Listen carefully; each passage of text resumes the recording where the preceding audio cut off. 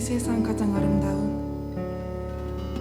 이 세상 가장 아름다운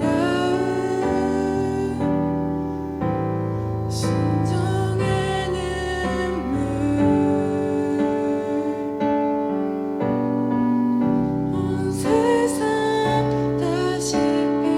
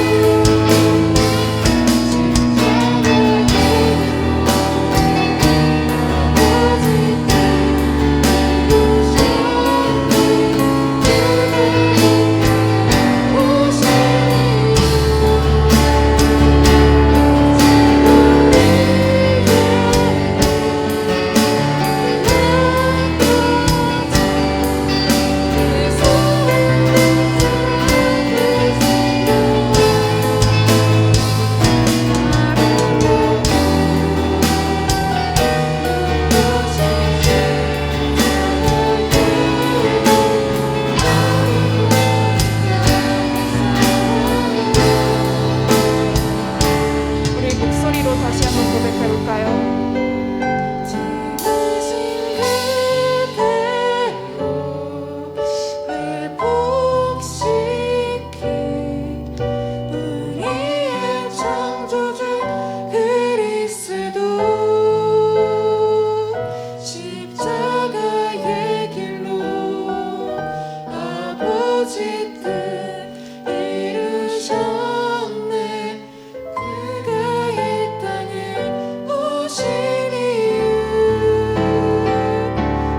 이제 우리에게 맡겨진 그 소망 그 사랑 그 생명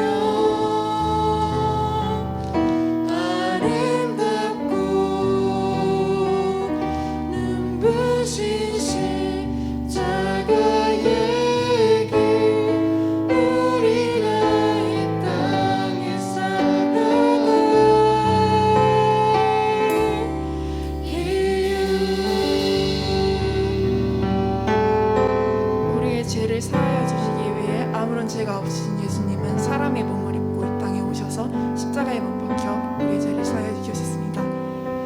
그런 하나님의 사랑과 은혜를 우리가 다시 한번 기억하며 우리가 이 시간에 이 자리에서 하나님께 나아가기를 원합니다.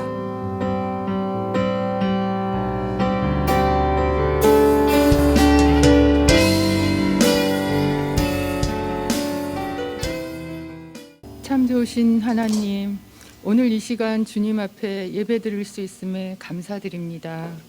아직도 끝나지 않는 코로나 팬데믹 가운데서도 우리를 지켜주시고 각자에게 선하신 뜻 안에서 인도해 주심에 감사드립니다.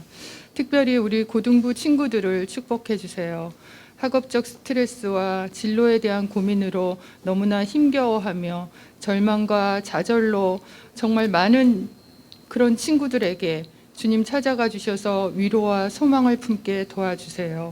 참 소망이 주께 있음을 말씀과 기도 가운데 깨닫게 하시고 온전한 예배가 회복되도록 도와주세요. 그래서 전심으로 주님께 매달려 기도하고 구하게 하시며 우리의 기도에 반드시 응답하시고 역사하시는 주님을 꼭 만날 수 있도록 도와주세요.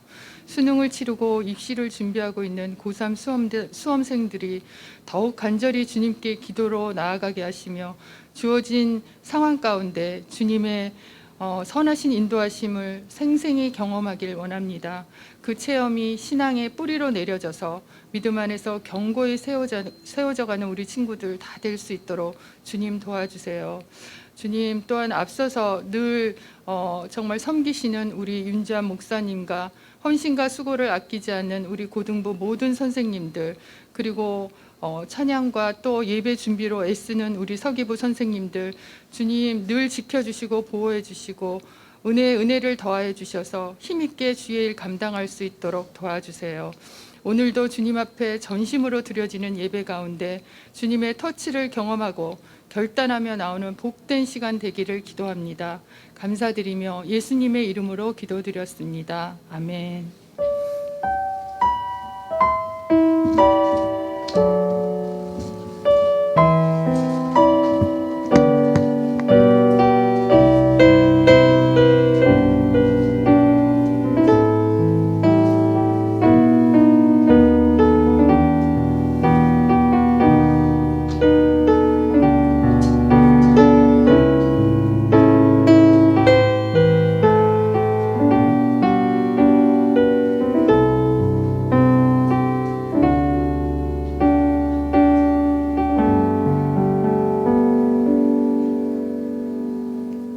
오늘 우리에게 주신 하나님의 말씀은 요한복음 2장 13절부터 22절입니다.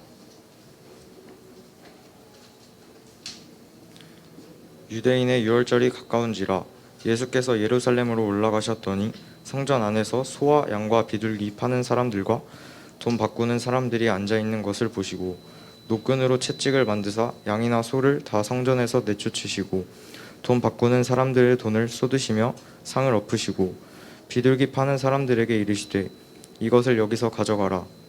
내 아버지의 집으로 장사하는 집을 만들지 말라 하시니 제자들이 성경 말씀에 주의 전을 사모하는 열심이 나를 삼키리라 한 것을 기억하더라. 이에 유대인들이 대답하여 예수께 말하기를 내가 이런 일을 행하니 무슨 표적을 우리에게 보이겠느냐. 예수께서 대답하여 이르시되 너희가 이 성전을 헐라 내가 사흘 동안 일으키리라. 유대인들이 이르되 이 성전은 46년 동안 지었거늘 내가 3일 동안 일으키겠느냐 하더라. 그러나 예수는 성전된 자기 육체를 가리켜 말씀하신 것이라. 죽은 자 가운데서 살아나신 후에야 제자들이 이 말씀하신 것을 기억하고 성경과 예수께서 하신 말씀을 믿었더라. 이 말씀은 하나님의 말씀이었습니다.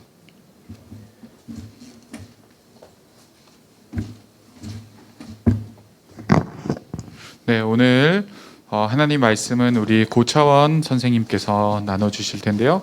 많은 은혜 받으시기 바랍니다. 네, 오늘 읽은 이 본문은 이 성전 정화 사건은 옛날부터 논란이 좀 많았던 본문입니다. 왜냐하면 이 사건을 다룬 다른 복음서, 다른 본문에는 마태, 마가, 누가 복음에는 좀 후반부 예수님이 십자가 지시기 이전에 배치되었는데요. 오늘 요한은 바로 2장에 벌써 배치되어 있어요. 그래서 예수님이 이 퍼포먼스를 2번 이상 하신 것이 아닌가 수많은 추측들이 학자 가운데 있었는데요. 최근 들어 이 사건은 단 한 번 일어난 사건으로 종결이 되었습니다. 그 이유는 요한복음은 다른 복음서와 다르게 아주 신학적으로 쓰여진 본문이기 때문입니다. 다른 복음서는 시간 순서대로 쓰였지만 요한은 하나님 나라가 임했음을 강조하기 위해 이 사건을 앞으로 배치했어요. 하나님 나라와 오늘 성전 정화 사건이 어떻게 연관이 있을까요? 지금까지 있었던 성전은 이제 다 회파되고 바로 예수님이 새로운 진짜 성전으로 오셨기 때문입니다. 그래서 오늘은 예수님께서 성전을 정화하신 과정과 그 이유를 통해 우리 남서울 고등부에게 주시고자 하시는 메시지가 무엇인지 한번 살펴보려 합니다. 오늘 본문의 바로 앞부분에는 가나의 혼인잔치 이야기가 배치되어 있어요. 우리가 오늘 성전 정화 사건을 이해하려면 이 이야기를 먼저 짚고 넘어가야 하는데요. 중요한 부분만 빠르게 짚어보자면 예수님께서 어머니 마리아에게 어머니라고 안 부르시고 여자여라고 낯설게 부르십니다.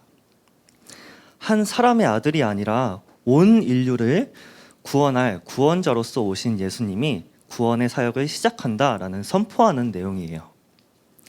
또 물을 포도주로 바꾸시면서 중단되었던 혼인잔치를 다시 재개시키십니다. 끊어졌던 하나님과 인간과의 관계가 예수님을 통해 다시 회복된다는 상징적인 의미입니다. 결론적으로 가나의 혼인잔치는 하나님의 나라가 새롭게 임했다라는 의미입니다. 그리고 오늘 본문 성전 정화 사건은 또는 성전 척결 사건은 더러운 것을 제거해버리다라는 뜻인데요. 성전 척결 사건은 하나님의 나라가 어떤 방식으로 임하는지, 예수님이 어떻게 하나님 나라를 세우시는지 상징적으로 보여주고 있어요. 여러분, 성전은 어떤 곳이죠? 성전은 어떤 곳이에요? 뭐 하는 곳이에요? 그렇죠. 우리가 오늘 아까 했던 것처럼 하나님께 찬송하고 또 기도하고 하나님 말씀이 선포되는 곳입니다. 그리고 예배 드리는 곳이죠. 그리고 특별히 성전이란 하나님이 거하시는 장소입니다. 출애굽기 25장 8절에 보면 내가 그들 중에 거할 성소라고 말씀하기 때문입니다. 다시 말해서 하나님의 임재가 있는 곳입니다.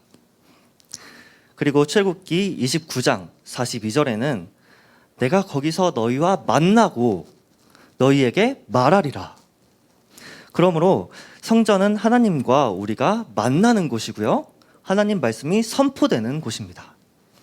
그렇기 때문에 이 성전을 제사장들이나 당시 종교 지도자들이 세속화시키고 종교주의화 시키는 것을 보시고 예수님은 오늘 불같이 화를 내시는 거예요. 그리고 모든 것을 뒤집어 엎으시고 쫓아내십니다. 그렇다면 성전 안에 있던 거기서 일하던 대제사장들이 어떻게 세속화가 되어 가는지, 그리고 그 모습들이 혹 우리 안에 있는 것은 아닌지 한번 살펴보겠습니다.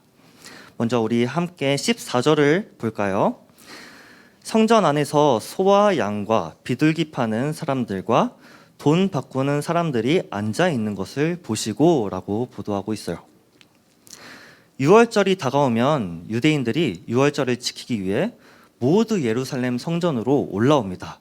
그때는 지금처럼 교회가 많지 않았어요. 하나님께 제사 드릴 장소가 딱 한 곳, 예루살렘 성전뿐이었습니다. 그 안에는 대제사장, 레위인, 장로들이 제사를 돕기 위해 일하고 있었죠. 그런데 성전 안에 대제사장과 그를 따르는 무리들, 즉 기득권자들이 순전히 돈을 벌기 위해서 새롭게 두 가지 율법을 고안해 내는데요. 그 첫 번째가 다른 곳에서 길러진 가축들은 하나님께 드릴 수 없어. 오직 거룩한 예루살렘 성전 안에서 길러진 가축들이어야만 해. 라는 법이었고요.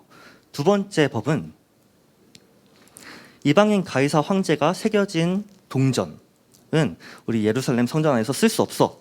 그래서 성전 안에서만 통용되는 화폐만을 사용해야 해. 라는 법, 이 두 가지였습니다. 그래서 이 법 때문에 성전의 제사장 그룹들은 적지 않은 돈을 벌 수 있었고요. 그 돈을 성전을 더욱 잘 관리하는 데 쓰인다고 하였습니다. 그런데 사랑하는 고등부 여러분, 이 법이 하나님의 율법에 부합하는 법일까요? 아니면 율법에 부합하지 않는 법일까요? 한번 생각해 보세요. 신학생인 저가 충무 선생님이 생각하기에는 아주 적합한, 즉 율법의 요구를 정확히 충족시키는 법이라고 생각합니다. 아주 훌륭한 법이라고 생각해요. 왜냐하면 하나님께 최상의 것을 드리려고 각자의 집에서 제일 귀한 가축을 끌고 올 거잖아요.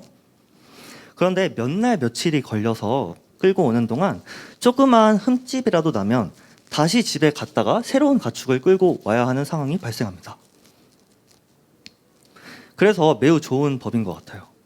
그래도 돈으로 가져와서 흠없는 성전에서 자란 가축들을 사서 드리는 것이 훨씬 최상의 것을 드릴 수 있는 것 같습니다.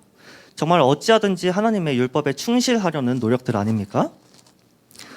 그런데 오늘 예수님은 이런 것들을 다 뒤집어 엎으시고 쫓아내시고 계세요.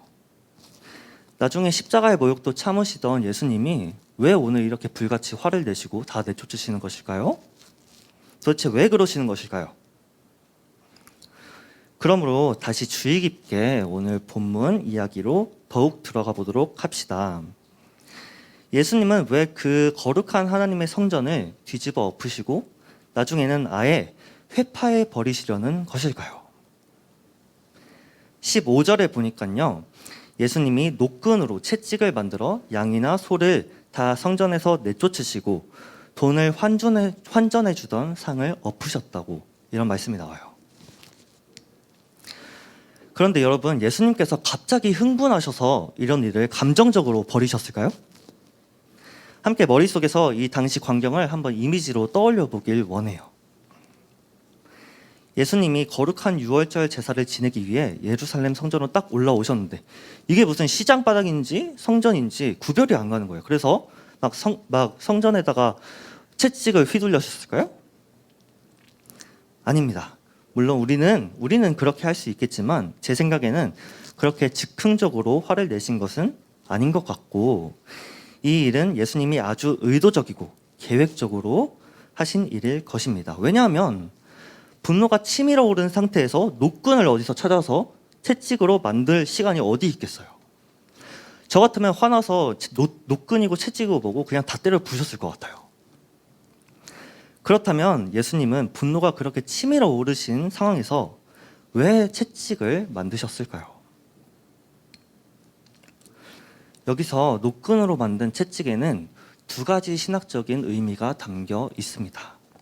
그것이 무엇인가 하면 그 채찍은 이제 곧 후에 우리 예수님이 십자가를 지실 때 당신이 직접 맞으실 그 무섭고 살벌한 채찍을 예표하는 것입니다. 사실 이것은 구약에 이미 예언이 되어 있는데요. 이사야 53장 5절입니다. 그가 찔림은 우리의 허물 때문이요 그가 상함은 우리의 죄악 때문이라. 그가 징계를 받음으로 우리는 평화를 누리고 그가 채찍에 맞음으로 우리는 나음을 입었도다.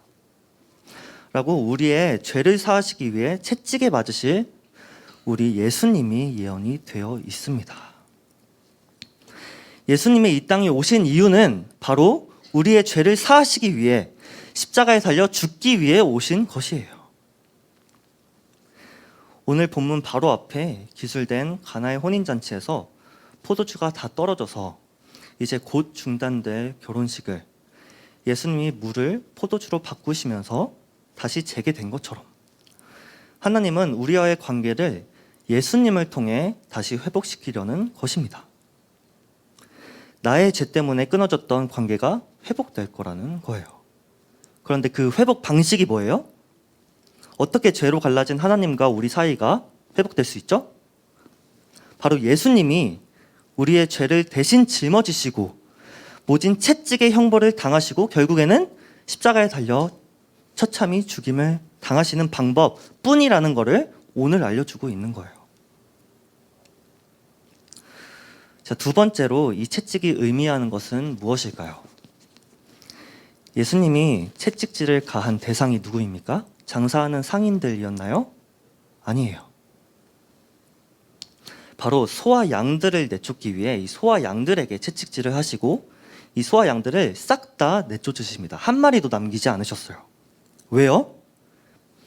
바로 예수님 자신이 제물이 되실 것이라는 것이기 때문입니다. 히브리서 9장 12절에 보면 염소와 송아지의 피로 하지 아니하고 오직 자기의 예수님의 피로 영원한 속죄를 이루사 단번에 성소에 들어가셨느니라 라고 말씀합니다. 즉 이제는 이런 소와 양은 더 이상 필요가 없다는 것이죠. 바로 예수님이 직접 우리의 죄가 전가될 제물이 되신다는 것입니다. 우리의 죄가, 바로 고차원의 죄가, 이 더러운 죄가 예수님께 전가가 되어서 우리 주님이 대신 죽으셔서 그 죄가 단번에 예수님이 십자가에 드려진 제사로 인해 영원히 완전히 소멸되어 버린다는 것입니다. 구약부터 인간은 계속해서 사탄의 편에 섰습니다. 계속 죄를 지었어요. 사탄의 지배 아래 있었는데 계속해서 하나님은 우리를 구원하실 것이라는 약속을 주시고 하나님 편으로 인도하신 일을 하셨습니다. 그게 구약의 전반적인 스토리예요. 인간이 또 실패해서 사탄의 지배를 받으며 죄를 지으면 하나님은 그 죄를 사하시고 하나님께로 돌이키게 하셨죠. 그것이 바로 구약의 제사 제도였습니다. 성전에서 드리던 제사였죠. 그런데 이제는 완전히 차원이 다른 새로운 제사가 생겼습니다.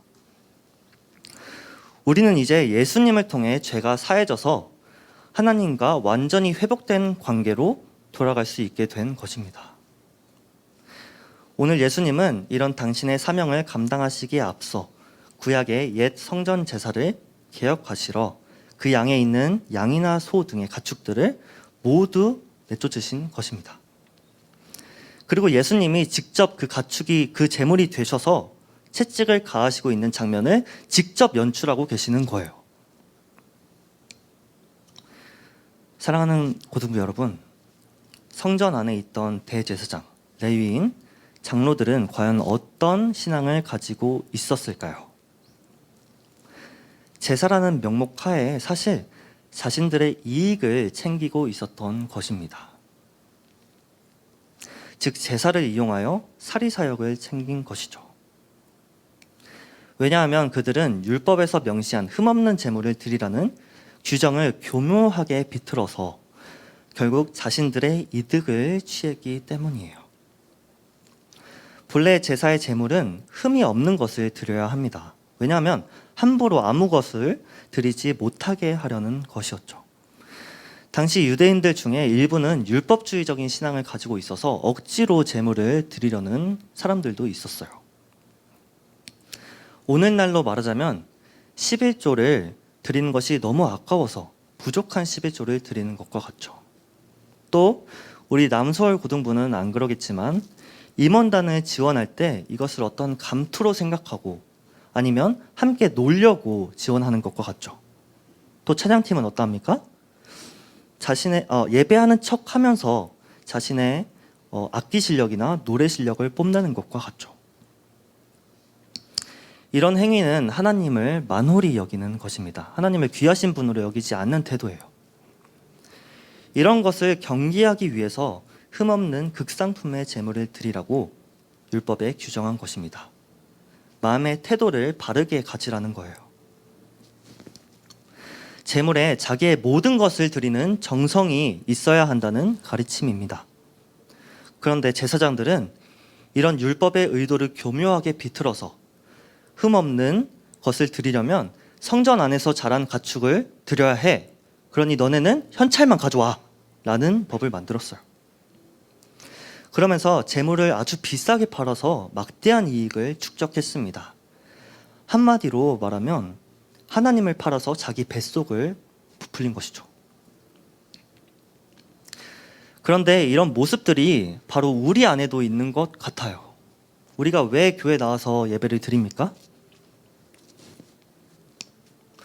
어떤 친구는 하나님을 믿고 자신의 소원을 빌면 하나님이 그 소원을 다 이루어 주시기 때문에 예배하러 나온다는 친구들도 혹 있을지도 모르겠어요. 그러나 우리가 모두 잘 알다시피 그러면 안 되죠. 하나님은 우리의 마음을 보고 계세요.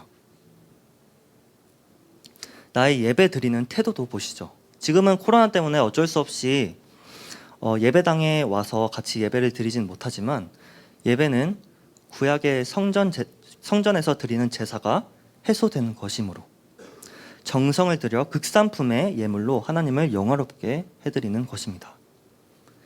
그러니 직접 이스라엘 백성들이 성전에 나와서 제사를 드리듯 정성을 다해 예배당에 나와 제사를 드려야 한다는 것이죠. 예배를 드려야 한다는 것이죠.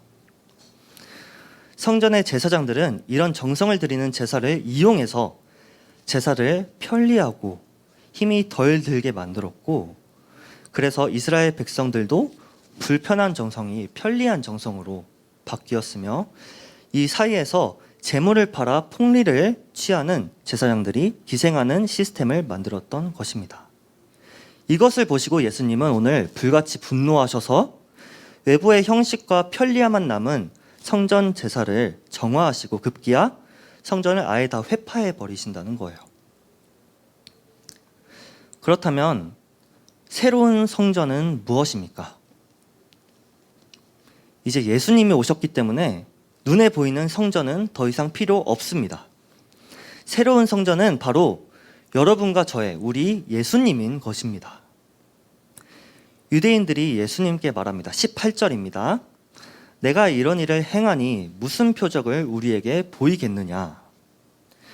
유대인들이 예수님한테 우리한테 무슨 표적을 저희한테 보여주실 건데요? 라고 말합니다. 19절 예수님께서 대답하여 이르시되 너희가 이 성전을 헐라 내가 사흘 동안에 일으키리라.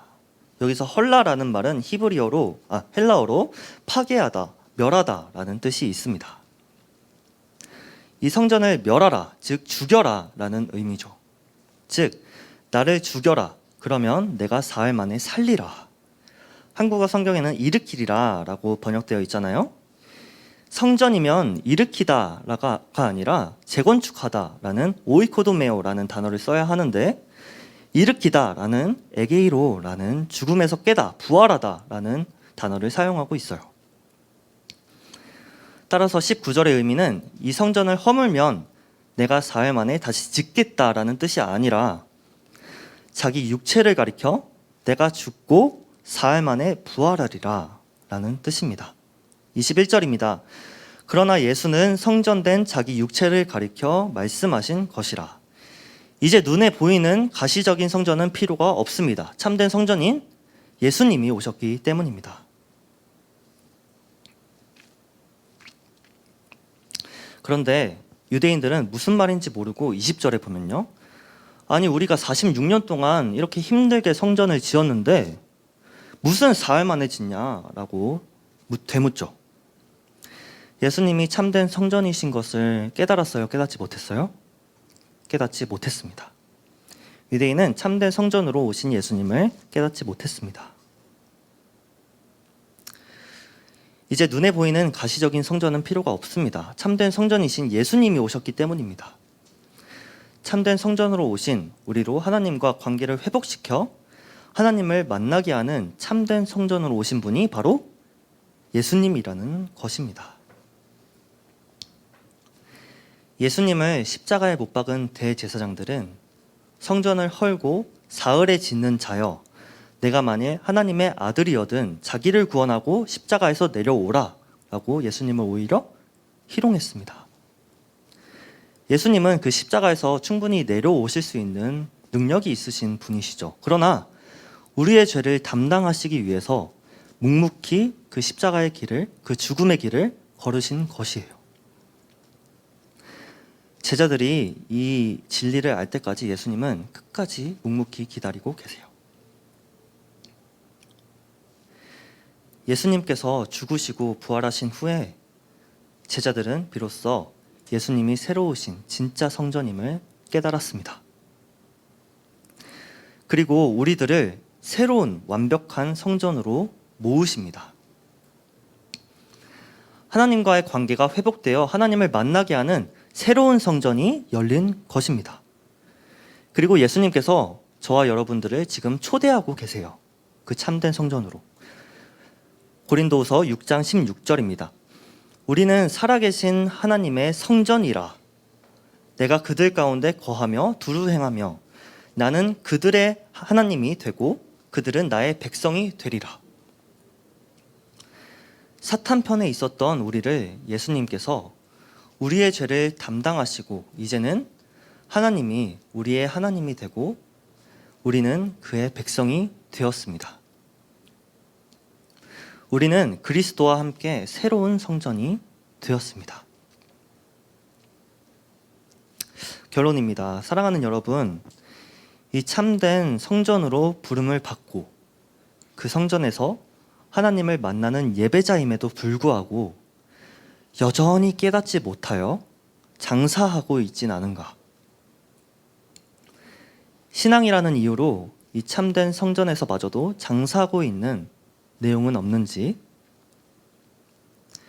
여전히 세상과 타협하고 이 기준이 나 자신이 아닌지 함께 살펴보길 원합니다.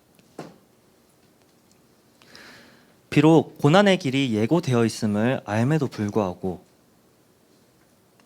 묵묵히 자신을 버리고 주님을 쫓는다는 고백과 결단이 있는지, 우리가 깨닫지 못하고 수없이 넘어지지만 그럼에도 불구하고 나를 찾아와 주시고 기다리시고 참된 성전으로 인도하시는 그분 앞에, 그분의 사랑 앞에 고개를 숙여 순종으로 그 은혜를 누리는 저와 여러분 되길 간절히 소원합니다. 우리 찬양하겠습니다. 예수 하나님의 공의. 하나님의 속성에는 공의와 사랑이 이 두 가지가 있습니다. 그런데 우리가 죄를 지음으로 하나님은 난감한 상황에 빠지게 되었어요. 죄와 함께 공존할 수 없는 거룩하신 하나님은 죄에 빠진 인간을 구하시기 위해 자신이 직접 죽으셨습니다. 그리고 부활하셔서 우리와 함께 거하실 새로운 성전을 만드셨어요. 공의와 사랑을 충족시키신 예수님의 십자가를 기억하면서 찬양했으면 좋겠습니다.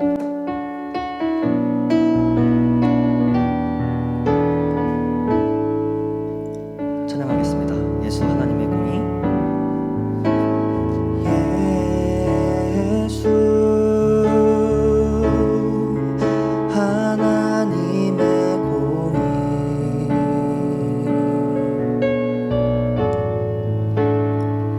주독생자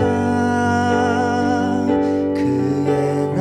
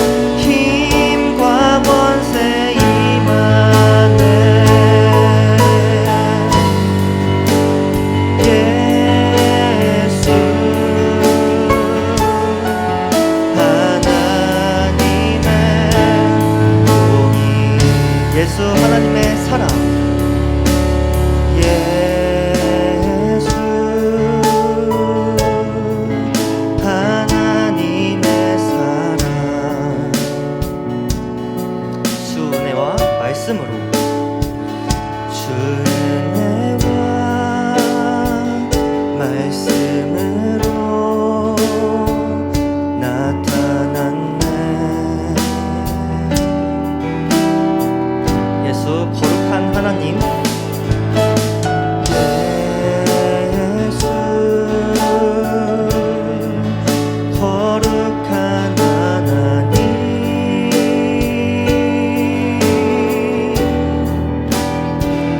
영광 중에 하나님의 나라가 이곳에 임하시네. 그의 영원한 나라를 찬양합시다. 주의 나라 영원하며 그의 영광 무궁하리. 왕의 위엄과 능력이 이제 임하였으니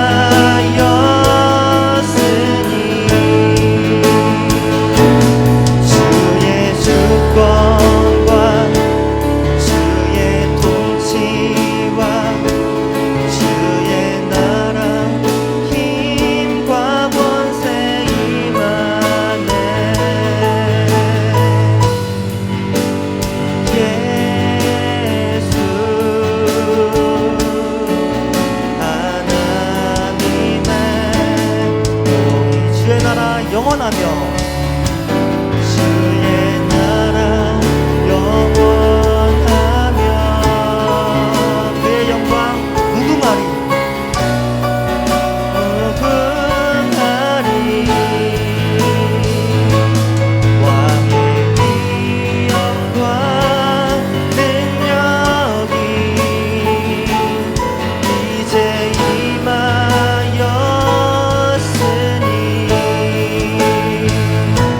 주의 주권과 주의 통치와 주의 나라 힘과 권세 임하네. 예수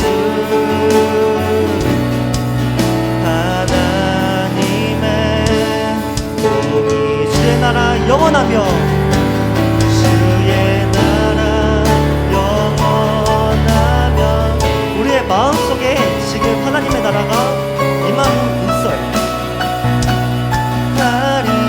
왕의 위엄과 능력이 이제 임하였습니다.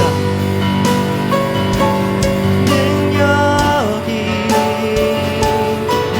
이제 임하였으니 주의 주권과 주의 통치와 주권과 주의 통치와 주의 나라 힘과 권세 임하네.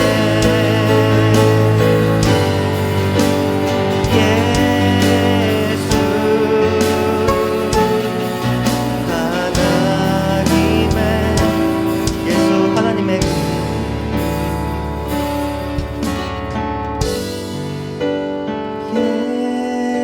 예수 하나님의 공의. 우리 다 같이 기도했으면 좋겠습니다. 여러분, 우리가 찬양했던 공의라는 뜻은 마땅히 줄 것을 주는 태도를 의미합니다. 죄를 지었으니 심판하고 벌하는 게 당연합니다. 그러나 하나님의 공의는 다릅니다. 하나님의 공의는 생명을 살리는 게 하나님의 공의예요. 그것이 실현되었던 장소가 바로 십자가입니다. 십자가에서 아들 예수님을 내어주심으로 심판이 이루어졌습니다. 그리고 그 심판을 통해서 우리는 무지가 깨뜨려지고 생명을 얻게 되었습니다. 하나님의 공의는 세상을 재단하고 심판해서 처벌하고 죽이는 것이 공의가 아니라 하나님이 내가 직접 죽음으로써 마땅히 줄 것을 돌려주는, 우리에게 생명을 마땅히 주는 것이 하나님의 공의입니다. 우리 이 시간 기도할 때 첫 번째 기도 제목은 우리를 참된 성전으로 부르셔서 하나님을 만나게 하셨는데 아직도 세상적 가치를 따르거나 세상과 타협해서 이것은 해도 되고 저건 양심에 찔리니까 아니야지, 그런 생각이 우리 안에 있다면 먼저 회개하고 다시 참된 성전 안에서 하나님 중심의 신앙으로 회복되도록 인도해달라고 먼저 기도하겠습니다. 우리 첫 번째 기도 제목을 놓고 한번 기도하겠습니다. 기도합시다.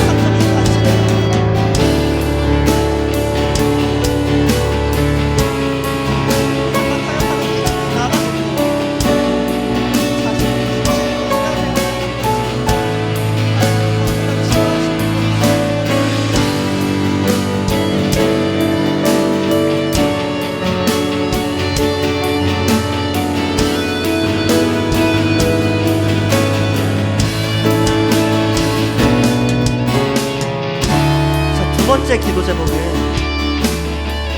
세상적인 공의로 남을 판단하는, 정죄하는 것을 멈췄으면 좋겠습니다. 세상에 얼마나 많은 사람들이 서로 죄를 판단하고 너는 마땅히 벌을 받아야 돼 라고 말하는지 모르겠어요. 죄인인 우리가 어떻게 이웃의 죄를 말할 수 있겠습니까? 죄의 냄새가 지독한, 가득한 이 땅에 앞장서서 율법주의 사고들을, 그것을 회복하고 개혁하는 것이 우리가 되게 해달라고 이 시간 이 기도 제목을 놓고 같이 기도했으면 좋겠습니다. 기도합시다.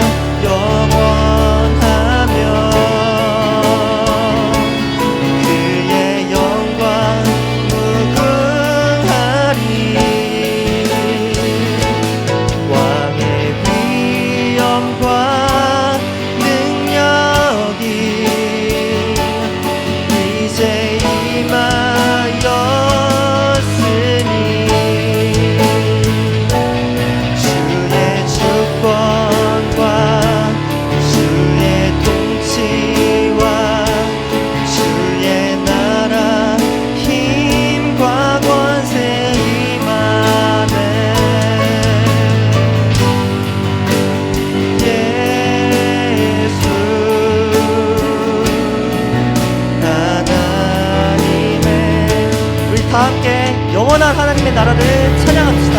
주의 나라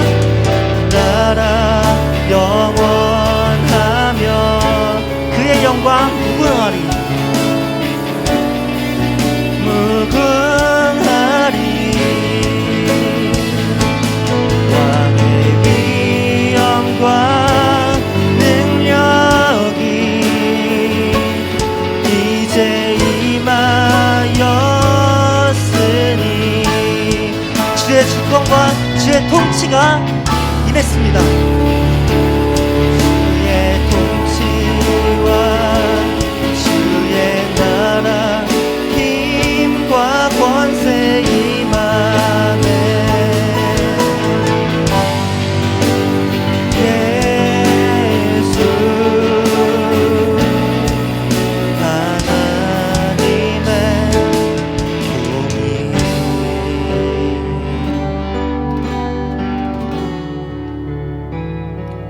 하나님 아버지, 오늘 말씀을 통해 하나님과의 관계가 끊어진 저희를 위해 참 성전으로 오신 예수님을 보게 하시니 참 감사합니다.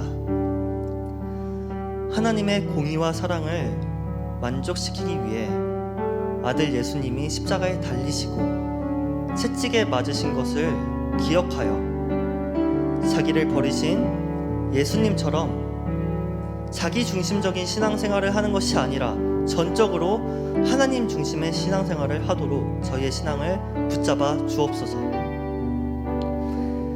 세상과 타협하지 아니하고 악이 가득한 이 땅에서 하나님의 나라를 실현시키는 저희 그리스도인 되게 하옵소서. 예수님의 이름으로 간절히 기도합니다. 아멘.